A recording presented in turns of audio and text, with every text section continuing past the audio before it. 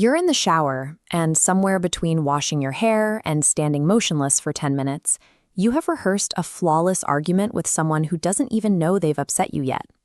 Or maybe you're driving to work, and out of nowhere, you deliver the absolute perfect, devastating response to something your manager said in a meeting 3 weeks ago. Everyone in the imaginary room is quietly impressed until a car horn snaps you back to the highway. If you catch yourself doing this compulsively, you might be brushing against something clinical psychologists identify as maladaptive daydreaming. This is distinct from standard everyday mind wandering. It is a primary mental residence. The reason this behavior rarely gets flagged as a psychological issue is because, from the inside, it feels like relief.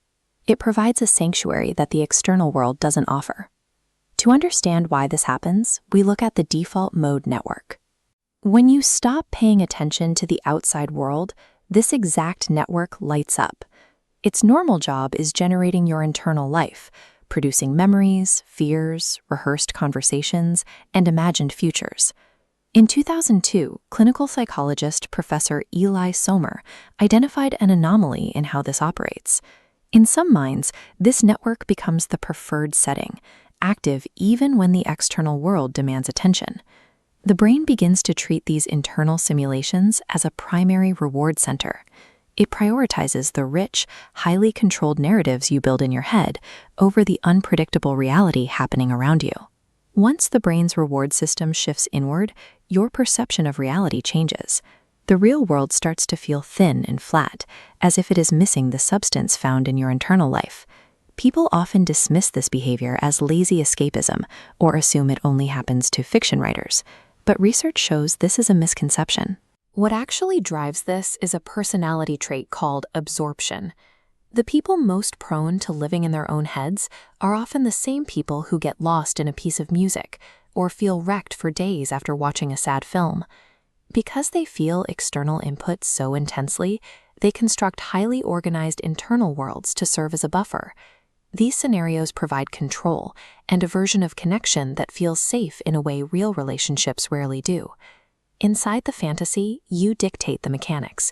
You can pause a conversation, you can rewind it, and make the other person finally understand your exact perspective, an outcome the humans in your life never quite provide. When your brain learns that its emotional needs can be met in a vacuum, stepping back into the friction of reality gets harder. Real intimacy is slow, involves uncertainty, and can be terrifying. The daydream never disappoints you like that. Eventually, the simulation ends. You pull yourself out of a 30-minute scenario where you were finally saying the thing you never got to say at age 14, and the transition back to the present is jarring.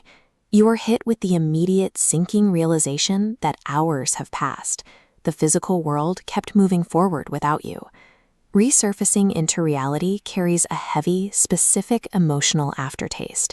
It triggers a wave of shame that hits before you have consciously processed what just happened. This reaction builds a compounding feedback loop. The shame of losing time feeds your need to escape, and the escape deepens the habit all over again. Over months and years, this cycle consumes the space where your actual, waking life is supposed to be happening. If you recognize your own behavior in this cycle, your first instinct will likely be to try and violently shut down your inner world. You might view this coping mechanism as a flaw. It is not. Statistically, the people who develop this pattern are those who needed an exit door at a vulnerable point in their lives. They were often trapped in environments that were unsafe, or they were lonely in places that were supposed to be welcoming. The goal is not to destroy your imagination. The actionable step is to analyze exactly what emotional needs your fantasy fulfills, and then identify what you are too afraid to pursue in reality. The ability to build entire mental worlds with deep emotional nuance and narrative coherence requires massive internal capability. You are sitting on a remarkable amount of psychological richness. Keeping this internal richness invisible from the real world is the true tragedy. Somewhere along the way, you decided that depth was only safe when it was hidden.